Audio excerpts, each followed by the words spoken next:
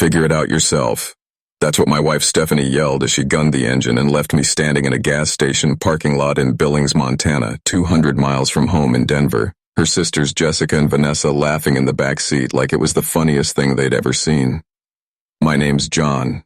I'm 34, work construction for North Peak Engineering, and I'd been married to Stephanie for 8 years. We'd driven up here for her cousin's wedding, supposed to be a weekend getaway, just the four of us in her sedan, splitting gas money in hotel rooms. The whole ride up, something felt wrong. Stephanie kept exchanging looks with her sisters in the rearview mirror, little whispered conversations when they thought I wasn't listening. When I asked what was going on, she'd flash that smile and say, "Nothing, babe, just sister stuff." I should have trusted my gut. We'd stopped for gas an hour outside Billings. I went inside to grab coffee and use the restroom. When I came out, they were already in the car, engine running. Stephanie rolled down the window with this weird grin. "Get in the car, Stephanie," I said, walking toward the passenger door. "Actually," she said, "we've been talking, and we think you need to learn some independence." "What are you talking about?" Jessica leaned forward from the back seat. "You're always so clingy, John, following Stephanie around like a lost puppy. We thought this would be good for you." Vanessa chimed in. "A little adventure." I stood there, car keys in my hand. Except they weren't car keys. They were house keys. My truck was back home in Denver, parked in our driveway. "This isn't funny," I said. "Whatever joke this is, cut it out." Stephanie's smile got wider. "It's not a joke, it's a prank. You're always so serious, John. Learn to laugh a little. Figure it out yourself," she yelled and hit the gas. I watched their tail leg. HTS disappear down Highway 2, standing there with my wallet, my phone, and a growing realization that my wife and her sisters had just abandoned me in the middle of nowhere. The October wind cut through my jacket, and I could smell snow coming. I called Stephanie's phone straight to voicemail. I called Jessica's number, same thing. Vanessa had blocked my number months ago after some argument I couldn't even remember.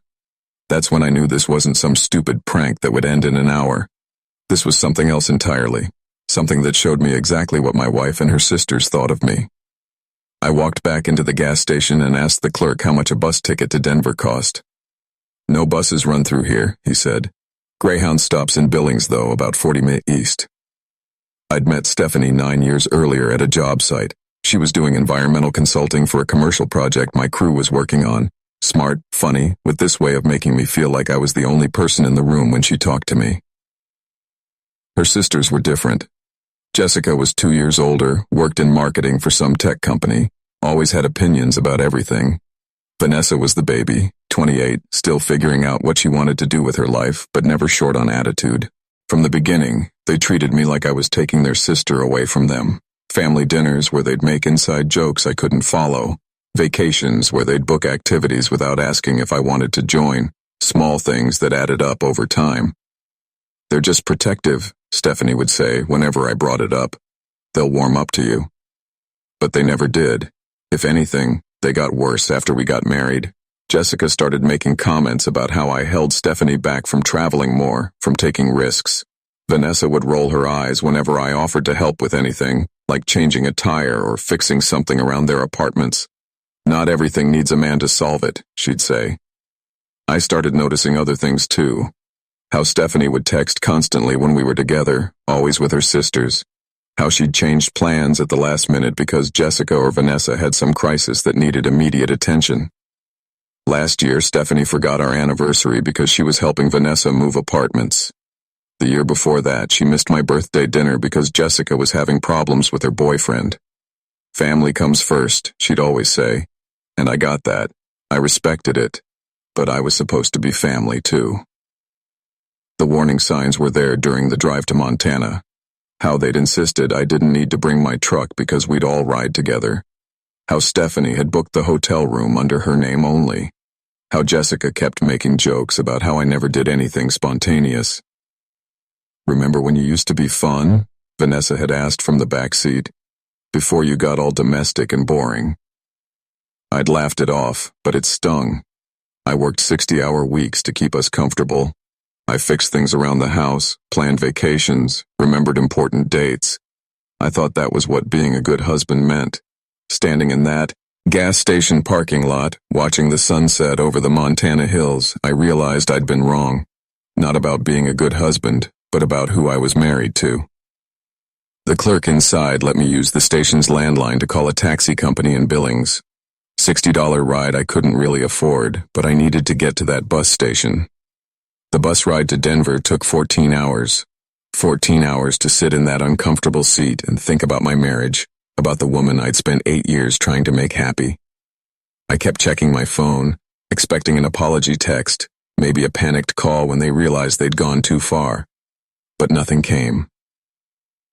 Around midnight, somewhere outside Casper, Wyoming, it hit me.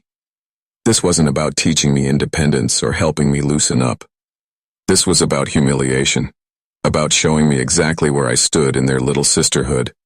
I thought about all the times I'd given in when they wanted to change our plans, all the times I'd bitten my tongue when they made jokes at my expense, all the times I'd apologized for things that weren't my fault just to keep the peace. The worst part wasn't being abandoned. The worst part was realizing this was probably something they'd planned for weeks, maybe months, sitting around Jessica's apartment cooking up this scheme, laughing about how clueless I was. By the time the bus pulled into Denver at 8 a.m., I'd made my decision. I took a cab home expecting to find Stephanie's car in the driveway, but it wasn't there. The house was empty, exactly like we'd left it Friday morning. I sat at the kitchen table and called in sick to work. Then I did something I'd never done before. I started going through Stephanie's things, not because I was jealous or suspicious, but because I needed to understand who I'd been married to. Her laptop was password protected, but she'd always been careless about closing browser tabs. I found group chats between her and her sisters going back months. Screenshots of our text conversations that she'd shared with them, complete with laughing emojis, photos of me sleeping that she'd sent them with captions like "dead to the world as usual" and "zero awareness." But it was the thread about the Montana trip that broke something inside me. Jessica had suggested it first.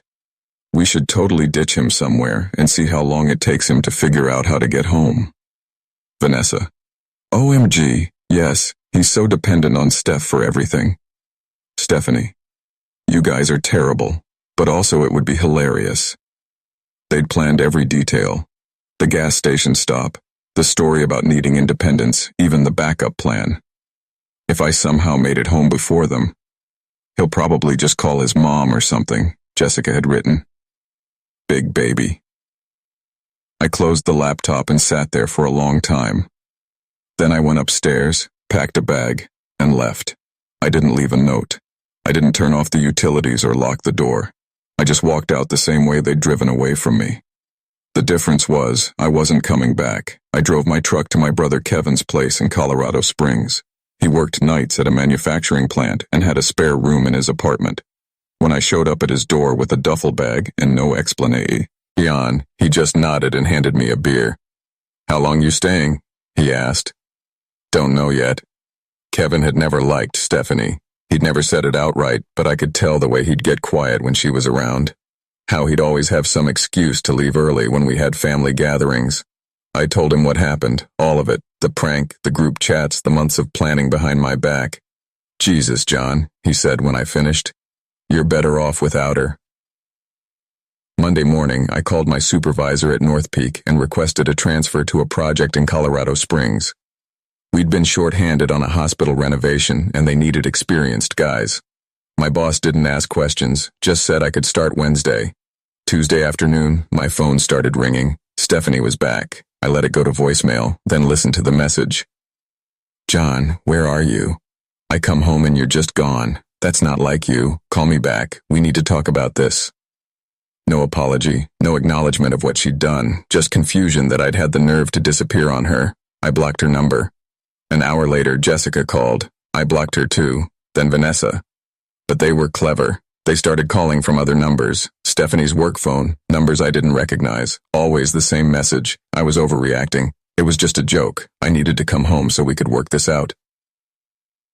Thursday, Kevin came home from his shift with a weird look on his face. "Your wife's here," he said. "She's sitting in her car outside." I looked out the window. There was Stephanie's sedan parked across the street. She saw me in the window and got out walking toward the apartment building. I met her in the lobby before she could knock on Kevin's door. John, thank God, she said, reaching for me. I've been so worried. I stepped back. What do you want, Stephanie? I want you to come home. I want us to talk about this like adults. Talk about what? How you abandoned me 200 miles from home, how you and your sisters planned it for months,